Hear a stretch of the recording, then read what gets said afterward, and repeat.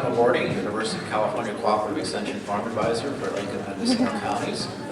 And I will be your moderator today. And this herd of cats going to the same line. And I'm so glad to see all of you and realize that a year has been by. And it's been a busy year for me. I've been at a lot of different conferences speaking. I just got back from 2 days in Ohio. They have a wine industry. It's 2,000 acres, which makes it smaller than basically Anderson Valley. But I really admire the way they get money. They get a percentage of the excise tax on wine, which they're able to help promote and assist their wine industry in research and education. And anyway, all the places I've been this last year, which are as far south as San Diego, as far north as Okanagan Valley, and as far east as southern France. This is a conference I always look forward to because it's just such a nice, compact, easy to get your head around kind of conference. And it's so specific, and it's just sort of like laser-like in its precision in terms of what we focus on. It's really a little jewel. And what's been fun is it started out kind of very haphazardly, and now for the first time ever, we've really sold out the technical conference with 160 people. So it's been like a little child that finally has grown up, and we're really excited about that. We're really glad that you're here today to participate, and kind of in honor of that, we have, I think, a really good program. And obviously, you think so too, or you wouldn't be here. So, we're going to bring up our first speaker, John Haeger. And John and I were just reminiscing a little bit. So the last time we saw each other was in Portugal, and I was coming down the hill from Quinto Crasto, and the train pulled up. It's just a little two-car train, and it was a stop between Redua and Pinhao, and John got off the train, and I was getting on, and we saw each other for about 3 seconds, and it was really funny because that was to be the last place to expect to see John Haeger. John, of course, is a good friend of Anderson Valley. He's a scholar and an author, and he wrote a book on Pinot Noir, and he's here with us today to talk about his latest academic endeavor, which is talking about Riesling Rediscovered, bold, bright, and dry. And rather than dribble on and on here, I'm going to turn it over to John. Let's give him a warm welcome.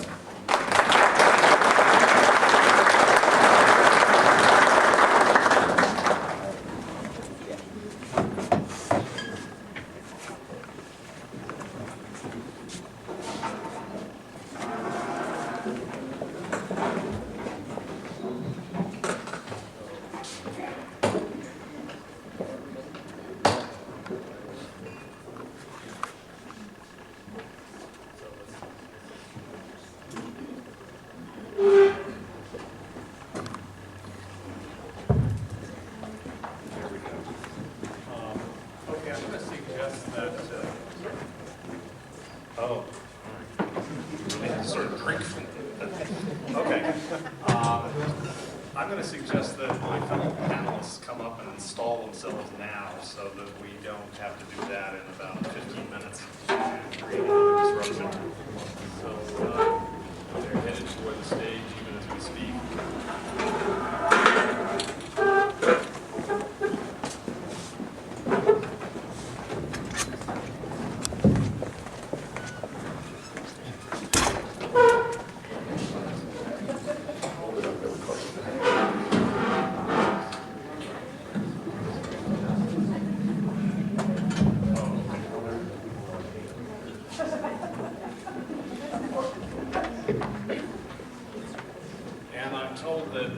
Everybody in the room should, if you have not already, turn your glasses.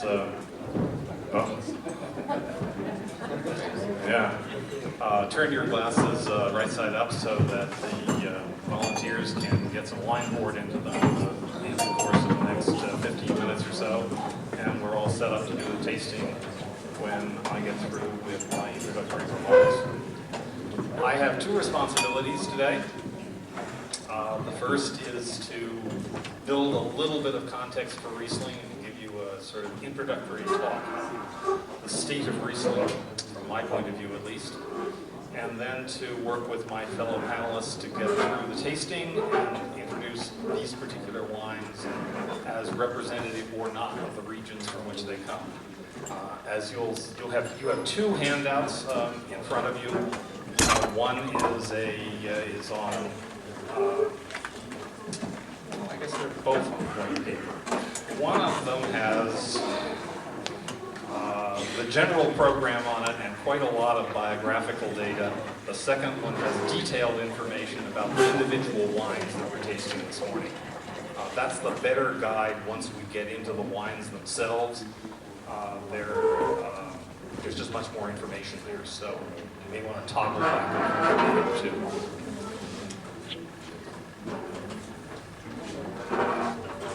And let's see, can we also kill the lights at the very front of the room so that the slides are a little bit more visible?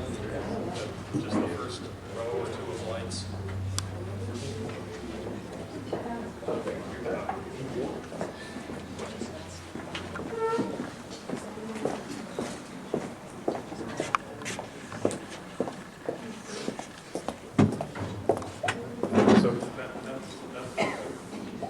Good enough. Yeah. So Glenn, are you going to do slides for me, or am I going to do slides? I'll just wander around, do slides one by one. That's it. Good. So for the main title of the next 15 minutes or so, I use the title of the first chapter in the book. The book is brand new, by the way. It is available here. Far many more years of work than I had expected to put into it, but it was a lot of fun most of the time and pretty awful part of the time. The subtitle is actually a variation on the theme. It really kind of covers the same territory. That's the title I was asked to speak to when I was doing an event in October in New York City for Austrian wine marketing. It's a little more provocative, perhaps, than the main title. Let's try the next slides. So, the problem with Riesling, if it is a problem, certainly doesn't start with how much of it there is. You could be deceived if you start from the premise of most wine store shelves in our neighborhoods, or from the premise of the wine lists you'll find in our restaurants, where Riesling can be somewhere between hard to find, underrepresented, and positively invisible. But there's actually a lot of Riesling in the world. It is the 7th most planted white wine variety globally. And if you look here at the top 6, it's kind of an odd company. The usual suspects are there, Chardonnay and Sauvignon Blanc, definitely in greater supply than Riesling. But also in those top 6 are 2.5 varieties that are used almost entirely for distillation, that go into brandies, and almost have virtually no presence as independent finished varietal wine. And a variety that is widespread in its area of origin in the Balkans, that's Grashadina, which is also known by paronyms of Riesling, which turn out to be completely inaccurate.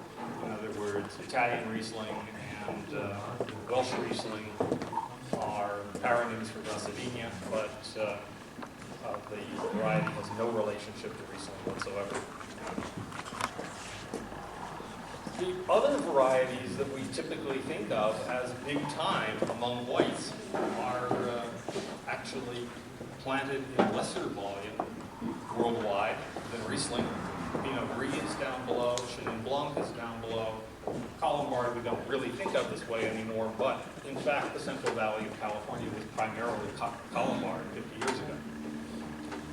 And then if you go all the way down to the blue bar at the bottom of the screen, you'll find that some of our favorites, these Rhone variety whites in particular, really don't figure quantitatively until you get much farther down the list. We could probably find Vineyard as a whole section by itself in a lot of wine stores, but actually it's a fairly small player on the international wine scene. The next slide, Riesling has actually been a pretty stable for a considerable space of time. It was a relatively early migrant from Europe to the New World, way back in the middle of the 19th century. And it became a distinctly and unarguably international variety by the middle of the 20th. It was in 20 years ago, well actually this is 25 years ago, since 1990, 20 years before the last slide. It was already in ninth place. The amount of surface planted worldwide really hasn't changed very much. It's up a little bit, but not dramatically. Chenin Blanc and Aligoté have lost a little space, and they now fall down below it. The big difference in white wine between this slide and the previous one is actually Sauvignon Blanc, which here is lagging Riesling and way down. That's more than doubled, almost tripled in fact, in worldwide planted surface between 1990 and 2010. Next slide. And a lot of varieties are nominally international, but you actually find that they're not very widespread. Very, very concentrated in a few places. That's really not true of Riesling. Riesling has a very, very long list of countries involved with it, although about half of them, all of those that are in blue from here on down, are countries that had virtually no stake in Riesling in 1950, but now have a very measurable stake, although in most cases relatively small, and it's on virtually every country. So Riesling's quality in terms of distribution and in terms of total quantitative existence is actually a pretty impressive variety. Next slide. Riesling also has a pretty impressive list of assets, of positive attributes that ought to attract attention. It's a stress-tolerant variety, especially with drought and cold. My colleague Hans-Rainer Schultz at Geisenheim likes to describe it as a donkey. It really does very well in a lot of places. It has a huge economic advantage associated with being true to variety. That is, it makes wines that taste like Riesling and not like something else, even at above average yields. So if you're farming for return on investment, it works reasonably well. It's flavor right at relatively low sugars. You pick Riesling at 19-20 bricks and you get wine that tastes like Riesling. It retains acid nicely through the ripening season. That partially has to do with the next point on the slide.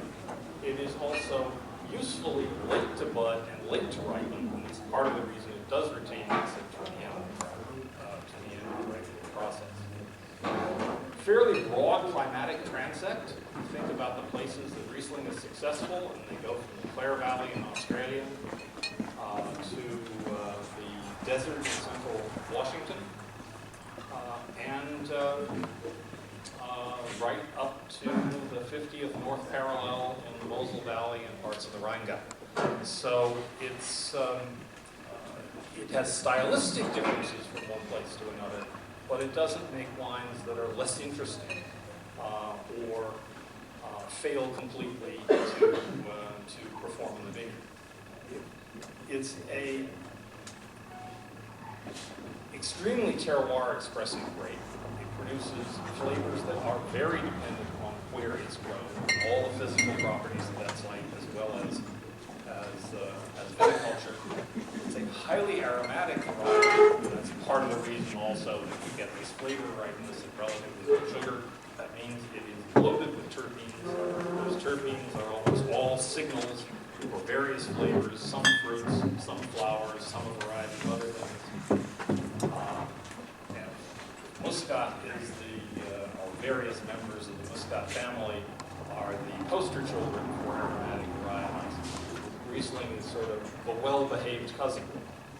Still very aromatic, but a little bit easier to manage for many purposes than any of the Muscats.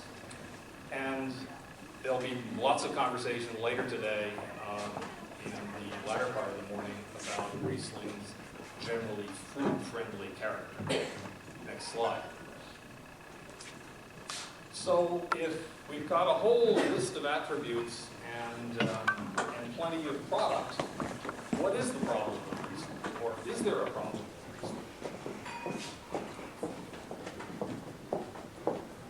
I've found only a short list of sort of problems with Riesling as variety. That late to bud and late to ripen can be an advantage, but you can easily imagine that in certain spots it would also be a problem. And it was historically a problem. Riesling was not popular in Germany until the end of the 18th century, really. It's the 19th century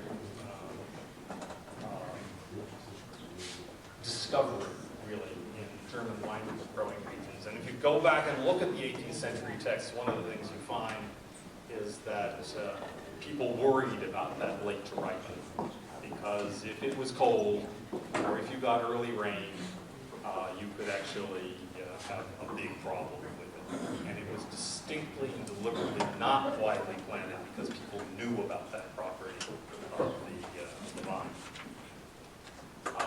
Some people find one of the signature aromas of Riesling, the so-called petrol or kerosene character, to be off-putting. This is, however, not really a varietal property. It mostly has to do with viticulture. We know a lot about TDN production at this point, and it can be minimized, and there's really no reason to take this particularly seriously as either a signature or as a defect. It's neither one. Then, sort of desperate to explain the situation, my friend Francis Robinson said, well, maybe it's just too flavorful for its own good. An argument you might be able to make about Gewürztraminer or certain members of the Muscat family, but probably just doesn't ring very true with Riesling. I think that's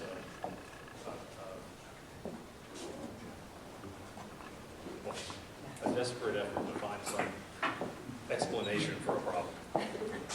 So here's my explanation. It comes really in two parts. Riesling is a poster child for a wine grape variety defined not by its varietal attributes, all the stuff we just talked about, but by the prevailing style of its finished wine. And here there are two chapters, and I'll show you how complex this gets. In the 1950s, this really doesn't happen before the 1950s.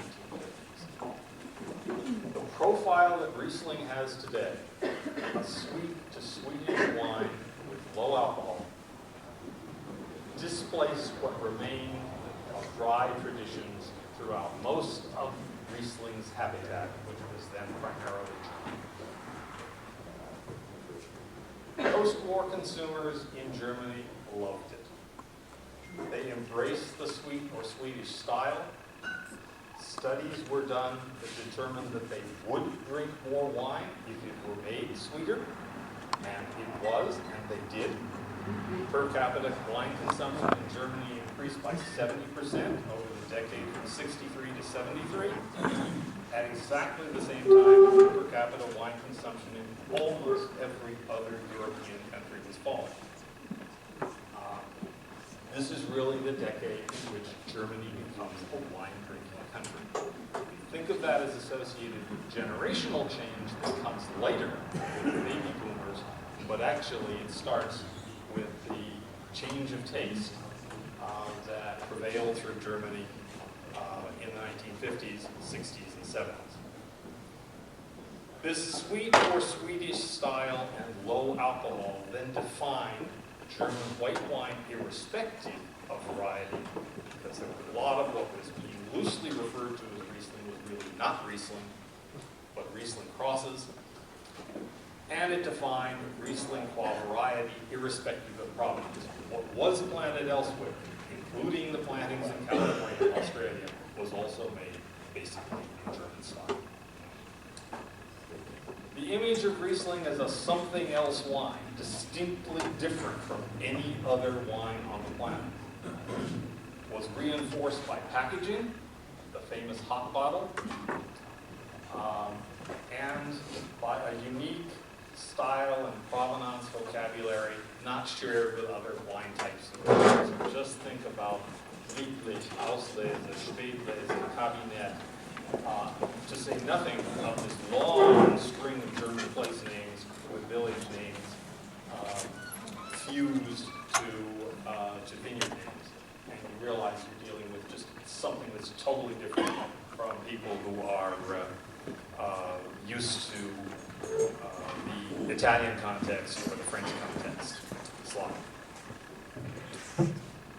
Now, if all that wasn't complicated enough, the whole world gets turned upside down by the changes that happened on the German wine scene between 1975 and 2003, basically the 1980s and 1990s. All of a sudden, the whole prevailing stylistic preference changes, is turned on its head. The Germans call this the Trockenwelle, the dry wave, if you can imagine a dry wave. And basically, little by little, but very, very deliberately, one German region after another moves away from the style that had been defined in the 50s and 60s and 70s toward deliberately drier wines. Slide. Which has left Riesling in Europe looking about like this. By around 2000, 2003, 75% of German wine was dry or dry-ish, notwithstanding strong opposition in some areas. The Trockenwelle was very controversial, and it pitted winemakers against winemakers. There were winemakers who went on national television and denounced their colleagues as manufacturers of lemonade. There was an associated wine scandal with imported wine from Austria, made sweet to suit the German palate, that turned out to have been denatured with diethylene glycol, antifreeze, not good and illegal.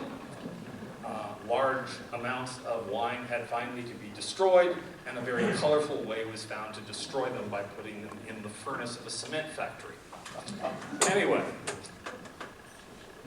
most of the wine that was now dry was also of normal alcoholic content, for obvious reasons, if you think about it.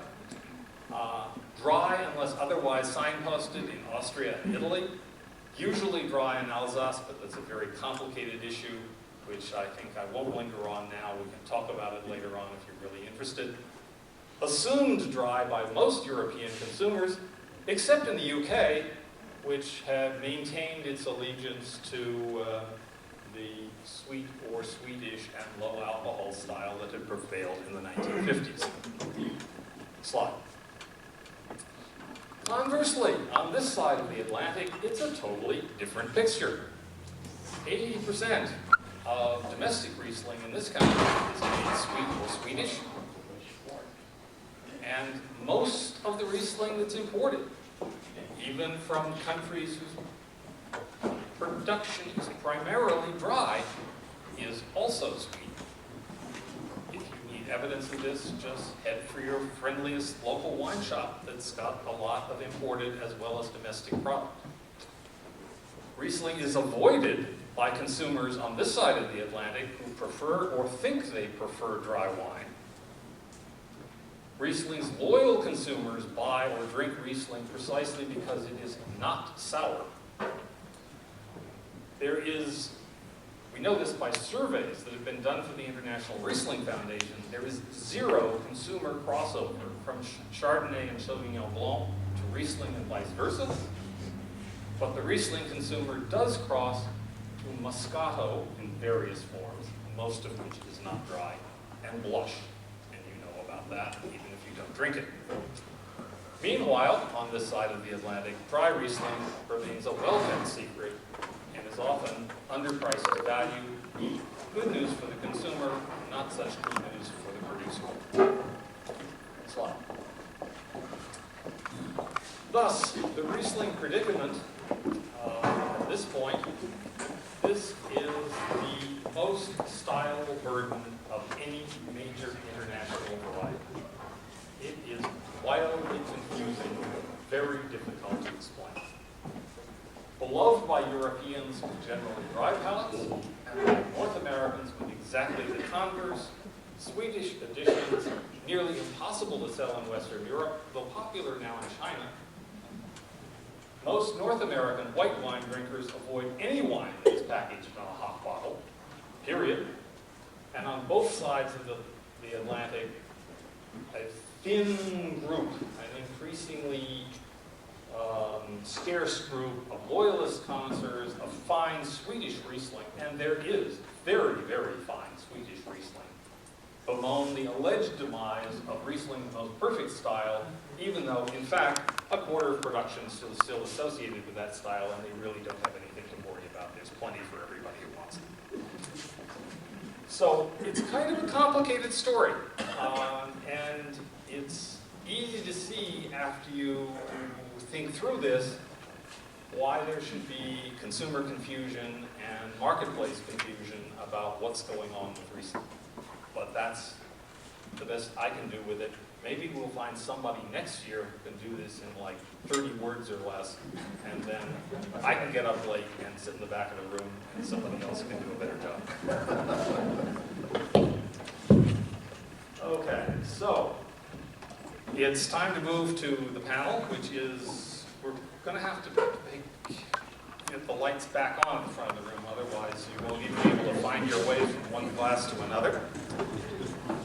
Okay. Is it the first two or the second two? Wines 3 and 4 seem not to have found their way to the podium. That could be a problem. Or not. They already know the wines, right? So we put together a panel comprised of one winemaker who is domiciled in Santa Barbara and works primarily with fruit from Santa Barbara County. That is Tatomer. One who works here in the Anderson Valley.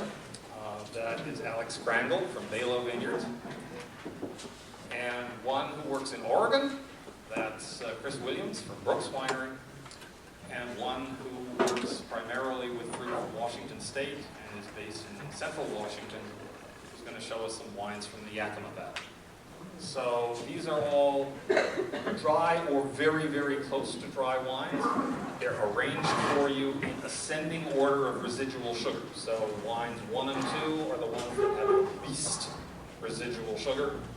And there's actually the greatest amount of residual sugar in wines 5 and 6, but they're also lower in pH, so they probably will taste a little bit drier than the last. These are all nominally dry wines. So we'll just kind of work through this now. You have biographical information about the vintners on the paperwork that's in front of you, so I won't give long bio intros here.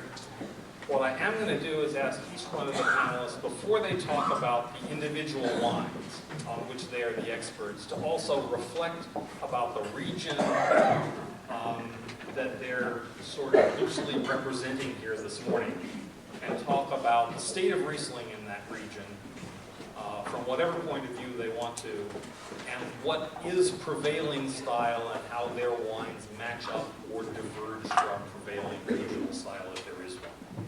And I'll prompt them a little bit further if I think there's more that should be said. Something like that? Okay, so we actually start with Chris Williams from Brooks Winery in the Eola Amity Hills area of Oregon. And these are two wines from the Eola Amity Hills, neither one of them in a state vineyard. And Chris will explain to you, I'm sure, that the winery went crazy this year. He just had so much fun, and his colleagues had so much fun. They made 14, 16, 17 different vineyard-designated Rieslings. Some of them finished bone dry, and some of them finished sweeter. Get to know a whole bunch of sites and what makes sites different from each other. Chris. Cool. So I'm kind of thinking maybe I should have listened to John's speech before we did decide to do 17 different Rieslings, but I think we will be okay. 17 for me is a good number. We did about 23 different Alsace varietal bottlings last year. To me, these wines are just my favorite wines in the world. I mean, these are what I'm passionate about making. I love making Pinot. I make a lot of Pinot. I love going out and showing Pinots, but what I really like to do is I'd love to go out and sell Riesling. I'd love to get people interested in it. The fact that it is such a wide spectrum of different flavor profiles and sugar profiles and acid profiles, to me just, I don't know, it makes me very, very excited. So Brooks is in the Amity-Eola Hills. We have 18 estate acres, and that is 1975 planted Riesling. It's been biodynamic since '02. And then we have about 27 other vineyards total that we pull off in the valley. A lot of those we've had, some since our very beginning in 1998 that we still continue to work with. And about 14 of those last year were Riesling vineyards. So 17 different Rieslings, not all single vineyard. There are some that are blends, especially some of the larger production ones.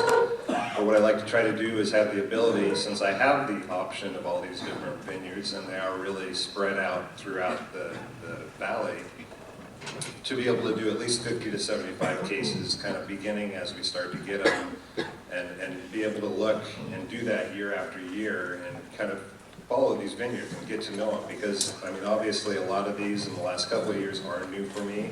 I think 2 years ago we had 8, so each year we seem to be approached with more fruit, and it's hard to say no, because Riesling is very unique. I mean, depending on the site and where it comes from, and that's what makes it so exciting. So the opportunity to have people come to you and ask you if you're interested in what they spend their hard-earned dollars and their hard-earned time growing, that's just kind of an honor. And then to be able to give back to them by doing single vineyards with their names and farmer information and everything else on the back of it, I think is a good partnership between the winery and vineyards. So, first couple of wines we're going to be doing, big surprise that I happen to have a couple of very dry ones.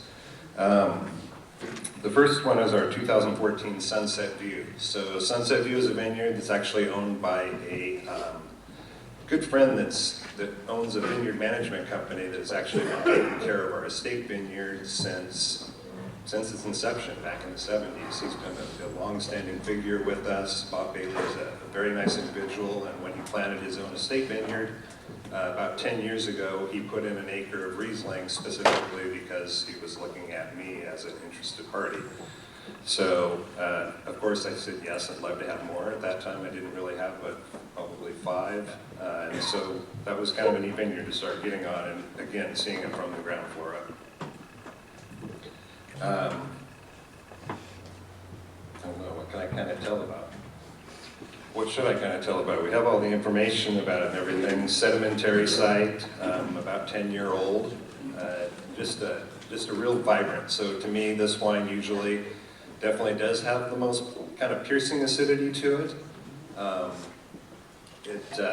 Generally, actually, a portion of this will actually blend into a white blend I do too, which the Riesling is my acid portion of that blend. So this is a good vineyard for me because of that particular characteristic. So now or later, Chris, you might want to say something about the differences between these two wines, because they are quite different, even though they're from sites that are probably not more than a couple miles apart. Yeah. So, and I mean, obviously a big part of that is probably the elevation, even though it's not a huge difference between the two. One is definitely further down and more sedimentary, a little bit warmer site, and then moving up into the orchard fold, a little more tucked back in the hills, up a little road just north of our estate vineyard, originally planted by a gentleman named Blake Howard, who him and his brother had another winery that they made Riesling from. So kind of a small private vineyard. I don't know, I haven't tasted that. But those differences, such as they are, actually made a wine that is, two wines that are radically different in alcoholic content. Yeah. Even though they were both fermented pretty much bone dry. Yeah.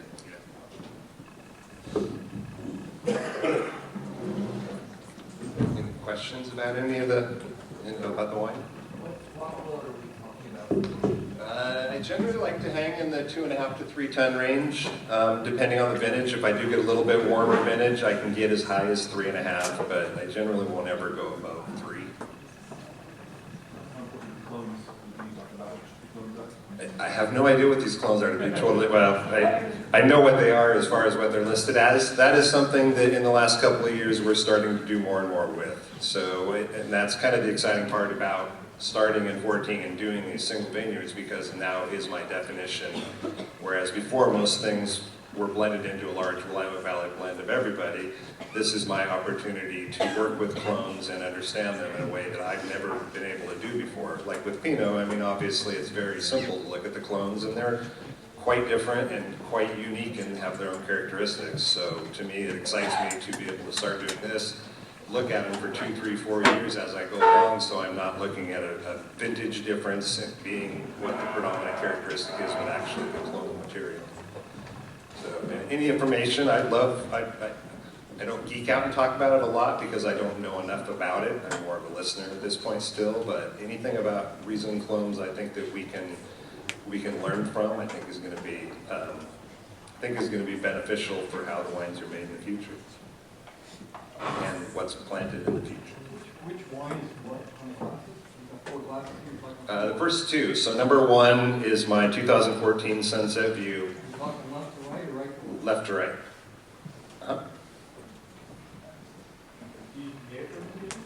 I do about 30% native fermentation. So everything out of the estate is biodynamic, all separated out and all goes native.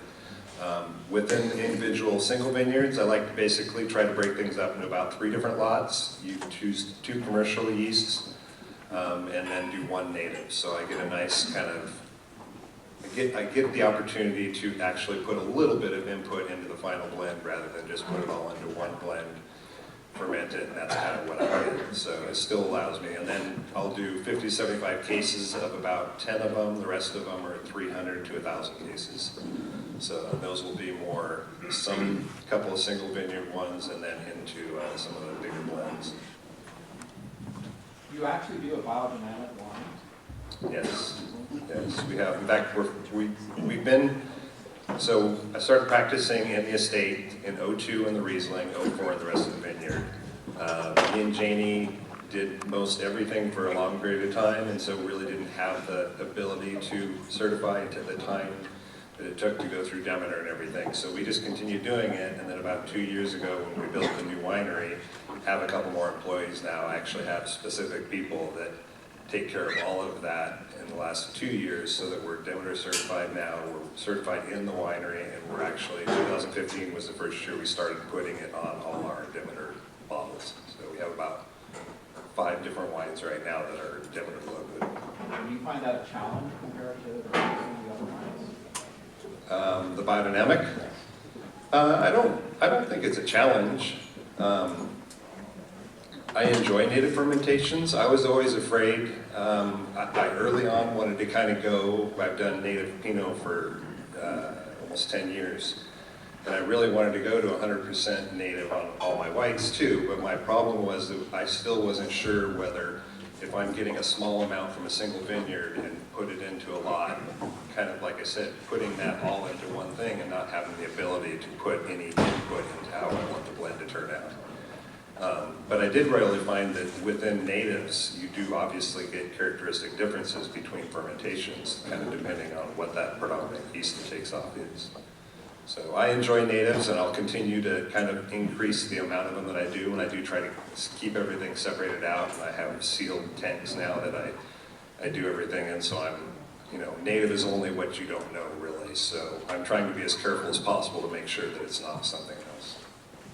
Can you talk about the age of the vines and how that influences, like, what influences, are you working with older vineyards as well, or these are relatively young? Yeah, these ones are around 10 years old. So our estate, 41 year. I do have a fair amount that was planted in 84 was like a big planting year for us, I guess, because I have like 3 vineyards, Riesling vineyards that were all planted in 1984. I don't know, I'm still learning that too, about what the age, I mean, obviously I know what it does in Pinot again, because I get to see that a lot more, but as I'm getting more and more vineyards and the ability to look, and then I have the clonal differences that I have to start learning and what that difference that's making. But I mean, to me, an older vine has always made a more complex style of a wine, less fruit and more, I mean, I hate to use minerality, but more non-fruit characteristics. And then acidity, for some reason, my older vineyards carry a lot more. My estate vineyard is generally my lowest pH of anything. All right, I don't want to hog up everything because I know we got a lot of wines to go This through. should probably be the last question in this segment. Native recent fermentation, what SO2 addition are you making to the juice? SO2 pre or post fermentation? Pre, your initial at pressing, I don't SO2. When I'm doing native, I don't SO2 at pressing. you're walking the line. Yeah. I mean, I have a lot of different fermentations, and you know, I mean, to have the opportunity to do that, I think outweighs the fact that if something doesn't do what I want it to do, then I'll figure out what to do with it. But I mean, to be able to have the opportunity to try it, I think is worth the outcome. Okay, let's move on to Alex Crangle. Great to help me in the All right, everybody here okay in the back? One of the reasons for no SO2 in the pan is oxidation is actually kind of an enemy, oxidation is your friend. The reason I've found anyway that blowing off some of the phenolics with a little bit of oxygen and pressing this actually helps really clean the wine up. One of the sayings from some German winemakers I talked to was beat the shit out of the juice, just don't touch the wine. And that seems to be pretty true for Riesling. You can play with the juice a little bit before fermentation, but as soon as it starts, it's best to keep it cool and don't look at it too much of a strong gaze. So we've got 2 different Rieslings here from Balo, from Wiley Vineyard. A little bit of Anderson Valley Riesling history, just from my take. There's some folks in the room here who know a lot more about it than I do, so I'll tread lightly. But Greenwood Ridge was, I believe, 1968. Was one of the original plantings, or the original planting of Riesling here by Tony Hush. That really set kind of the bar for Anderson Valley Riesling for many years, and still is one that we had at 91 last night at the Balo. It was fantastic. Really kind of set the standard for Anderson Valley for many years. Right behind Tony Hush was Hans Kobler and Ted Bennett, and a handful of others who planted a few small blocks of Riesling around the valley. And there's still a few little pockets of it here and there that do exceptionally well. The first Riesling I had in Anderson Valley that really kind of hooked me was Lazy Creek's 2000, I think maybe 98 vintage, which was just bone dry and clean and so reminiscent of the Austrian and German Rieslings that I'd kind of grown to love. So it was a real eye-opener that could be done here in a place that I'd known as a Pinot Noir producer and a lot of great Rosé and Pinot Gris, and of course Gewürztraminer. to hit a Riesling like that with such classic quality was really kind of revelatory for me, and I think the people who've held out and kept their Riesling vines in the ground despite the economic lack of economic reason to do so, it has been a huge effort of love and passion among the growers. One of those who I work with is Brad Wiley. Brad and Hans planted parts of Wiley Vineyard in 1974, 76 with some Riesling and a handful of other varieties. It's predominantly Pinot Noir at this point because it's worth twice as much per acre, so it's tough to justify the Riesling. But he loves it, and it's something we share and connect the history of loving German wines and Austrian wines. So there's 1 acre at Wiley Vineyard, which is down, if we get to the next slide. You can see Wiley Vineyard is that red dot going towards the ocean. So it was for a long time the most westerly vineyard in Anderson Valley. There's now a handful of smaller vineyards and larger vineyards just past it. But it remains one of the older blocks of Riesling in the area. It's also an amazing spot for botrytis. It's southwesternly facing, or rather southeasternly facing. So it catches a lot of the fog that we saw this morning, kind of pools around in it like a little eddy, and it's a major botrytis spot. So we have to watch it very carefully. It'll go to bot really fast. But we try and get it before that. We're trying to make a leaner, lighter style that's aromatically driven. So we're trying to get away from the more honeyed characteristics of botrytis. So let's see. The other first wine here is 2013.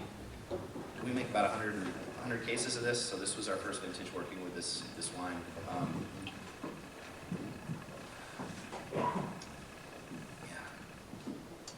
So nice low alcohol, lean Riesling.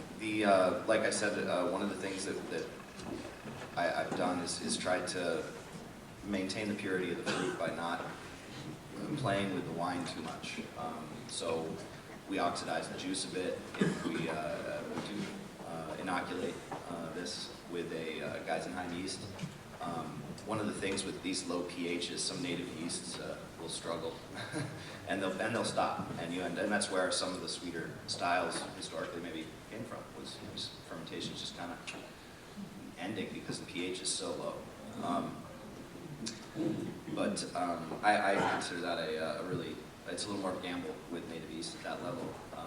Nature's fun, but it's also a balance of good and evil. So you get just as many negative things as you do positive things with native fermentations. It's not always the best idea. Yeah, I think the vintage variation here is really nicely defined. 14 is a touch more residual sugar.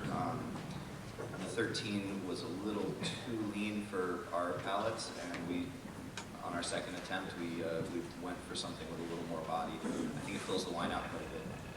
Also changed the fermentation method. So 13 was fermented entirely in stainless steel. It's about a 6-week fermentation. The 14 was fermented in a large oak foudre, which really changed the whole dynamic of the wine, I think. And in a much more classic style. The 14 is more reminiscent of what I expect from an old Austrian cellar. It's got a little more of that. It reminds me more of Navarro Rieslings, which are got another benchmark for us, for me, dry Rieslings in Anderson Valley. They're one of the best producers, and they've really pioneered this, using some of the traditional fermentation vessels. So it's an amazing opportunity to be able to work with this kind of fermentation. Let's see what else. We do about, when we bring this fruit in, we foot tread on it for about 2 hours. So we'll get a couple of hippie chicks to come and stomp on the grapes and let it soak and get the inoculation going, and then we press it off after about 4 hours. So it'll get a little bit of skin contact to pull out some of these terpenes. But again, phenolics can kind of be your enemy in Riesling, so we don't want too much skin contact. And then a pretty quick cluster pressing. So we're trying not to sit too long on any stem material, but it all goes in whole cluster. Any questions? I think that's about it for one. Yes, cross-flow. Would you think that filtration is necessary given the relatively low residual sugar? Or Yes. Yeah, can you repeat the question? Oh, yeah, sorry. So the question was about filtration and was it necessary? Because they're malic positive, they have their malic acid in them, there's enough residual sugar, and we're in a market that expects perfection, we'll definitely filter to make a commercial product. At home, no. But that's the kind of line we have to walk between the art of what we want to do and what the market will bear.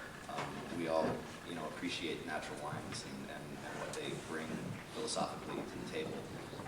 They bring as many funky things as they bring awesome things too, so it's a mixed bag. But for, if you're going to put this kind of cash up and make a commercial product, I think anyone here can agree that it's worth the insurance of cleaning it up a little bit, making sure it's right. And there's nothing wrong with filtration anyway, thank you. I'm not going to be guilted out of filtration. Yeah, crossflow has been a really nice big change. I never pad filter anything anymore, it's just crossflow is where it's at. All right, thanks everybody. Thank you very much, Alex. Okay, I'd like to just give a little history of Santa Barbara County Riesling. It actually has quite a history. The valleys were planted in the late 60s, early 70s predominantly. And people just went around and did a study with thermometers, like in their cars. The story of Richard Sanford driving around the now Santa Rita Hills looking for places to plant Pinot Noir mostly and Chardonnay, but he liked Riesling, and they did the work on it. It just seemed like it would be the right grape to plant there. So there used to be quite a bit of Riesling planted in Santa Barbara. And since then, due to a few reasons I'll probably tell you about, it's slowly been ripped out or grafted over to varieties that are maybe more economical or deal or are easier to work with our marine influence, which is why you can actually grow Riesling down there and grow Pinot Noir down there. A lot of people think, oh, that's Southern California, it must be so hot. And it's really not. We're right up above Point Conception where the growing region is, and you have the Alaskan current coming down, and then we have transverse mountain ranges in our valleys, so they go east-west, and it funnels all that cold air deep into our valleys. And it's basically exponential. The closer you are to the coast, it stays cold for most of the day or cool most of the day. And you have to get way, way east, and you're usually gaining about 1 degree per mile as you drive east. And you calculate all those degrees over a growing season. It's quite a big difference from what is now Happy Canyon or Ballard Canyon, where you're growing Syrah or Rhone varieties and even Bordeaux varieties. So all the sites I really work with are either in the Santa Rita Hills, around the Santa Rita Hills, but essentially very close to the water. So the other issue is it allows this fog bank to come in, and that prevents it from ever getting too warm. So it's not like it snows there, it's not that cold, that's for sure, but it just never gets very warm.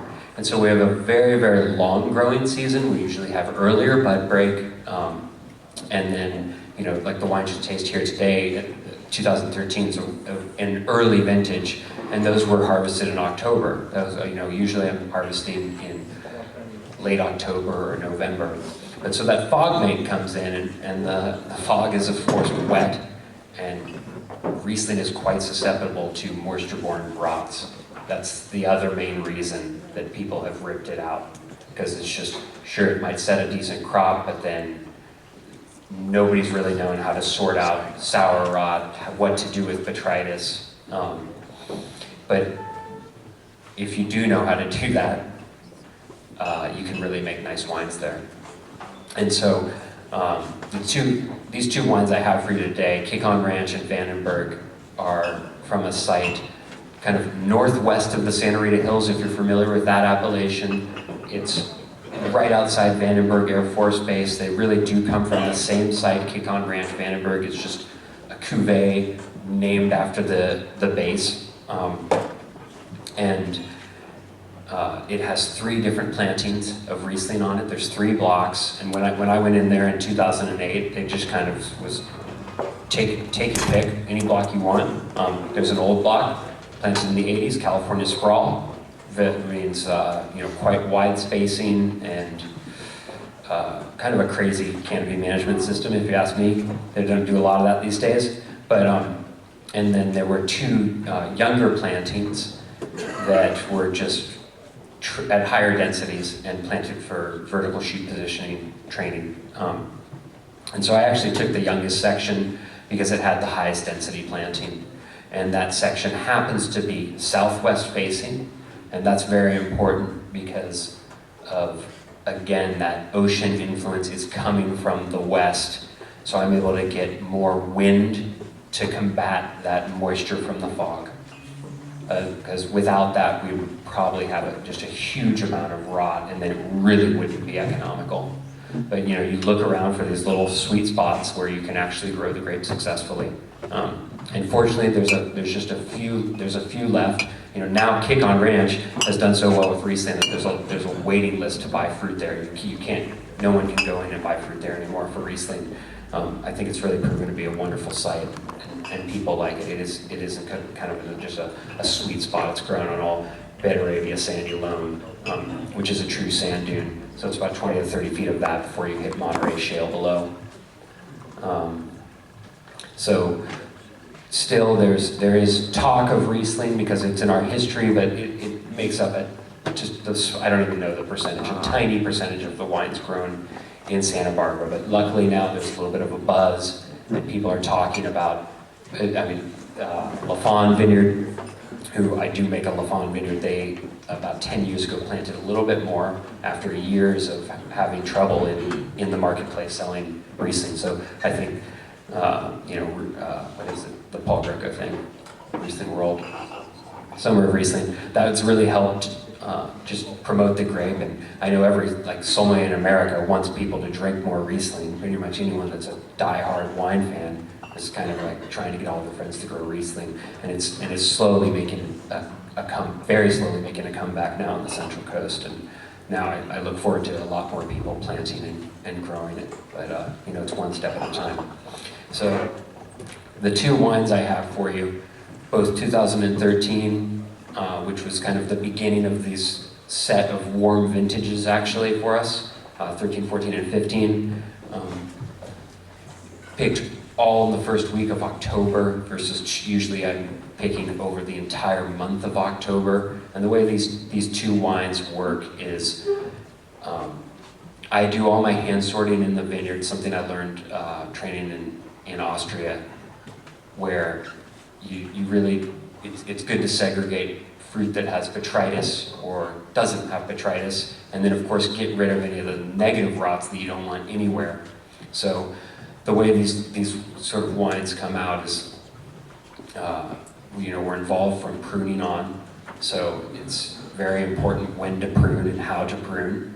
And then canopy management is extremely important there because we do have sun, and the growing season is so long, so it's very important not to sunburn the grapes. So we'll just these rows are north-south, so we'll just leaf the eastern side, the morning side, with dappled leafing, so each cluster gets a little bit of sun throughout the morning, and then in the afternoon when the sun is really warm, there's the entire leaf section on the west side.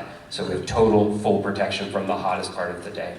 So we just dry out the grapes and get a little bit of that sun kiss in the morning, but then we really want to avoid sunlight on the fruit, but certainly we want it on the leaves. So we get the wine to where, or the grapes to where it's going to be time to pick. Typically, I will go through the afternoon before and search for negative rot myself, search for vinegar, search for anything bad, and I'll actually I'll just do all that myself. You just kind of hunt for it. Luckily, working with the same site year and year and year and again, you kind of know where those kind of problem spots are, so you spend a little more time there. But you can eventually, you learn a vineyard, you feel the pulse of the vineyard, you can really feel it in your body, and you just walk through the rows. And I can sense when there's going to be a problem. You look to your left and sure there's a cluster that needs to be taken away. So you get rid of those clusters, then you've got to meet the crew the next day at dawn, and So then I'm aiming to either pick green, kind of ordinary, just grapes, or I'm picking something that's brown or partially brown, that's botrytis. So I have the crew kind of aim for one of those two things. If it's botrytis or more sun-kissed, it becomes Vandenberg. If it's green, it becomes Kick-on Ranch. And that whole process is usually done with 3 to 4 passes through a 1.6 acre parcel each year. So it's again, I don't own this vineyard, so it's amazing that Steve Lyons, the owner, even allows me to do that. Because we're talking about sending out a whole picking crew for like an hour and a half. And it's like, what do they do with the rest of the day? So I don't know, but I'm stoked on it. The other difference is the green grapes that I do call Kick-on Ranch, there is skin contact on those grapes, something common in the Wachau in Austria and in much of Germany.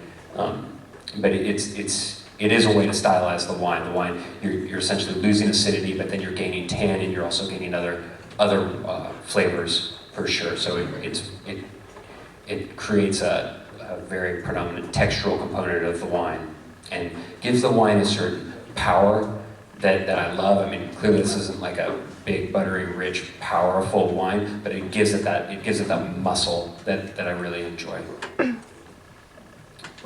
Any questions about these? Are the vines spur pruned or cane pruned, and what kind of crop load are we talking? The vines were traditionally spur pruned. In the last couple of years, I've converted to cane pruning. Because cane pruning is the dominant pruning method for Riesling in Europe. But I think that it depends on it depends on your site and your conditions. Other vineyards I work with are spur pruned. It's not a bad thing at all to have spur pruning. It's a good deal. And then yield at Kick-on is traditionally 3.5 tons per acre is probably the average.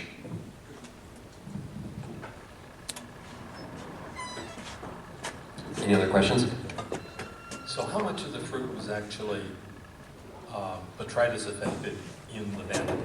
Yes. Virtually none in the Kick-on, right? Yeah, there's like none in the Kick-on. Okay. Pretty much none. So the way Vandenberg works, and actually this particular vintage of Vandenberg, I do send botrytis fruit from these other 2 vineyards I work with to this wine, although that's become less and less, and actually in 2015, Vandenberg is entirely Kick-on Ranch. But it's a really good question because this is a higher botrytis year, so I think it was around 15% of the fruit that was picked for Vandenberg was infected with good botrytis. But it makes all the difference in the wine. The fact that this one has botrytis and has almost no skin contact, and this one has no botrytis and does have skin contact. It was when I lived and worked in Europe for a while. It was a big conversation amongst the producers in the village that would work with the same vineyards. The producer A liked 30% botrytis in their wine, and producer B liked less than 5, and they'd really compare their wines that way if they're both going for top quality. It's just that's a stylistic component, and botrytis is really a tool. I think more so than something like even oak, which is botrytis is part of the actual plant, and you can really play around with it and make different styles of wine. And botrytis has really helped the Vandenberg give it that roundness and that sort of perception of sweetness. This particular vintage that we're tasting today, my wines usually have about 2 grams less sugar than this vintage, but we're still trying to figure it all out. But I make the wine. I don't own my own facility. I use my buddy's winery for a few years, and then moved to another winery. And it's very communal down there in Santa Barbara. Now I am in a big co-op, so my development of systems to just get the sugar where I want it has been complicated. And to be honest with you, both these wines they stuck at this level. Luckily, the acidity was good enough to balance that out. But typically, they're a couple grams less. Thank you. Is it possible to make it totally dry, Riesling with botrytis? Yeah, the question was, is it possible to make a totally dry Riesling with botrytis fruit? Absolutely. Yeah, it's, see, that's why it just depends on how, what your final sugar is when you press. But oftentimes,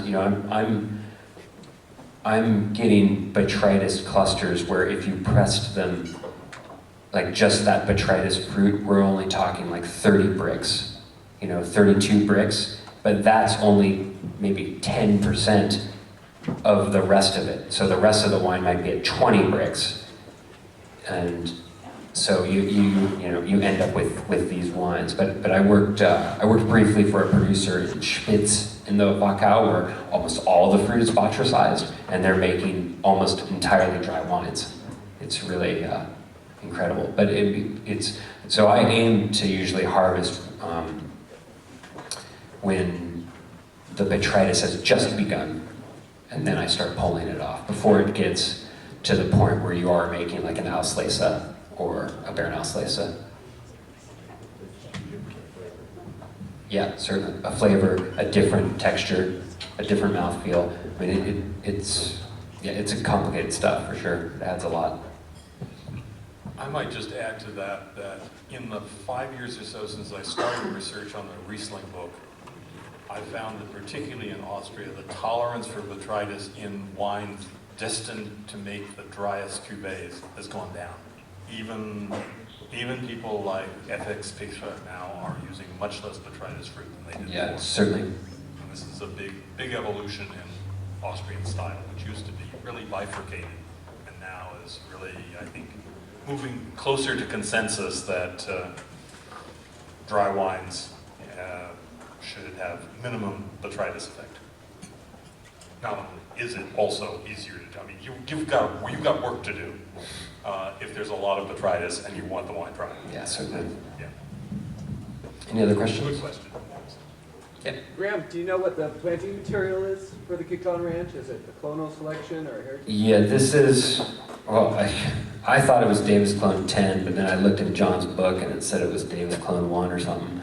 But it's one of those. So it's certainly nothing like Geisenheim, like all these clones I'm envious of that like Chris just like has as much as he wants, it seems like. But the reality is they're making really good wines, and every Riesling vineyard I work with is all that same clone. It's all the stuff was sourced from 70s fruit, and I think that clone actually originates from Australia, but probably via Germany, but who knows how many years ago.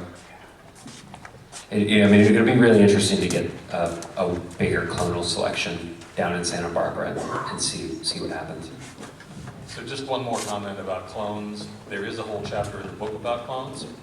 But the interesting story, I think, in Germany at this point is the widespread move away from all the Geisenheim clones that we know, all of which are 1950s to 1970s selection. They are considerably older. They are the dominant clones in Germany, and almost all quality-oriented winemakers are now trying to move away from them. There's a whole new generation of clonal selection going on now at Geisenheim, which has opposite selection criteria from everything that was done in the 1950s and 60s. Those were all selected. Unsurprisingly, think what was going on in Europe widely, and particularly in German vineyards in the 1960s and 70s. They were selected for productivity, and they were selected for reliability. That's not what needs to be done anymore. Vineyards are warmer, and people are not. They now want lower yields, smaller berries, open cluster architectures, and it's just a totally different set of selection criteria. We will begin to see those. None of those, to my knowledge, has been legally imported yet into the state. That doesn't mean somebody hasn't brought something back in a backpack. It happens all the time.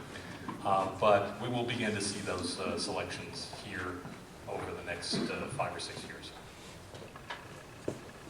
Okay, so we should now move to the anchor of the Northwest, and in fact, Washington State makes the USA now #2 in terms of worldwide planted surface for Riesling. And Nicolas has been there right from the beginning. So you can tell us what the story is. Yeah, the big state for Riesling. Yeah, #1 in the Union, largest planting in the New World. Slightly ahead of Alsace now in total planting, just to get an idea of the size of the planting.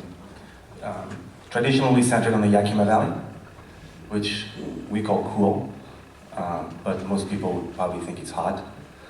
And then radiates from there with many different climates, hotter climates along the Columbia River, the Horse Seven Hills, the Wiley Slope, and then cooler climate against the Cascades range. Many different producers, many different styles. The original style of Washington is what we call the Johannesburg Riesling, which, if you've been around for a long time and make Riesling, you remember that name, which is usually 18 to 25 grams per liter residual sugar Riesling. It's still today the workhorse of Riesling in Washington, with the #1 producer in the world, Chateau Saint Michel, making close to 900,000 cases alone of that style. It's probably more than all of us in this room, just with that one wine, and which is a delicious wine for an excellent price.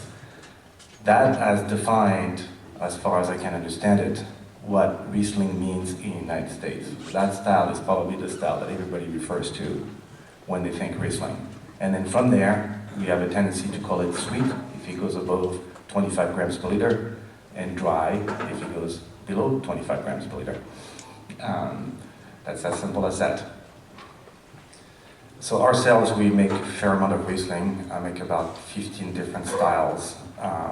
Not too many single vineyard, but I thought it would be fun to bring here a single vineyard that is an older planting, that's a 72 planting,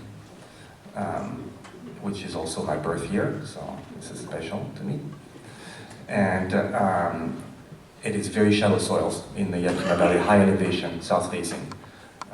Very beautiful spot, only 2 acres, 2.5 acres, because just like many places, those were the first vineyard planted and people were just trying things here and there. So the older vines in Washington are usually Riesling or Chenin Blanc. And you can find a fair amount of 30-year-old vineyards now, and older Riesling in the state. So this is an 08 versus a 14 here at Solstice Vineyard. We pretty much let it do its thing. So whenever it stops, hence the residual sugar. We ferment in Quille. We try not to stop it, but usually it just dies on its own at whatever residual sugar it's at. It's fermented in stainless steel, and then it's aged in an old foeder that we brought from the Moselle, actually. We have a collection of old 40-year-old foeders that we brought in because we used to have a long-standing relationship with Johannes Selbach in the Moselle. We used to buy a lot of Riesling from him to blend with some of our wines in the 90s.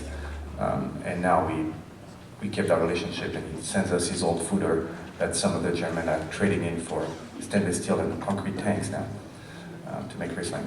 So this is what it's made in. It stays on the list for about 8 months. And this is a wine that we bottle in screw cap. 100% of our production is screw cap. And I believe this is a wine that is quite ageable.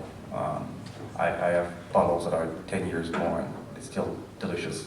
So I thought it would be fun to kind of discuss the ageability of Riesling and also how that wine number 7 is probably the sweetest wine of the flight. And I haven't tried it here because I don't have many weight left myself, but usually they tend to lose sweetness as they age for whatever reason. Some German winemaker would say it's polymerization of sugar. Whatever happens, they tend to taste drier as they age. So I like to actually go in the bottle with a little bit more sugar than most of my colleagues here for that reason. This is only 200 cases, so it's a relatively small production. Any specific questions?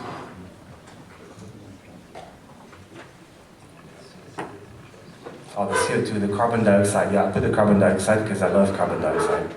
And I spent a lot of time thinking about the carbon dioxide going into the bottle, actually.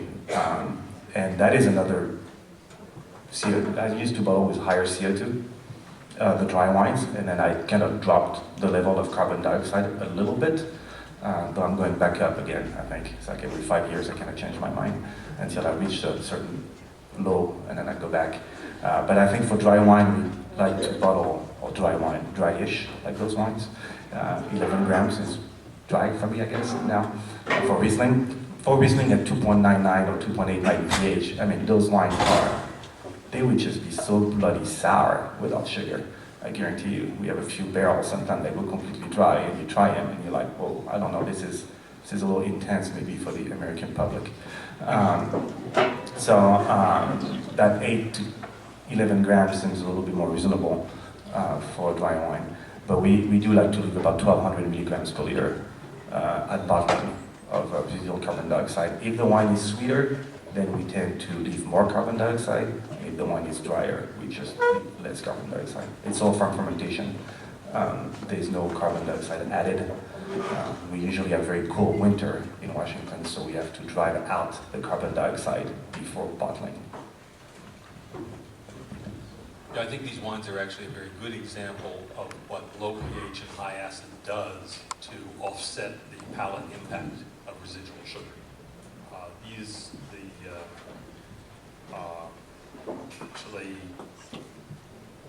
Neither of these wines would be legally dry by European Union standards, but I certainly don't find that they taste residually sweet in any significant way. And I have a palate that is extremely sensitive to residual sugar. So I think we can assume these are dry wines. Yeah, I think Riesling is all about balance. It has to be balanced. And I think those are, to my palate at least, in 2 years, they are balanced wine. I think that 08 tastes lovely, by the way. Yes. Thank you for bringing it.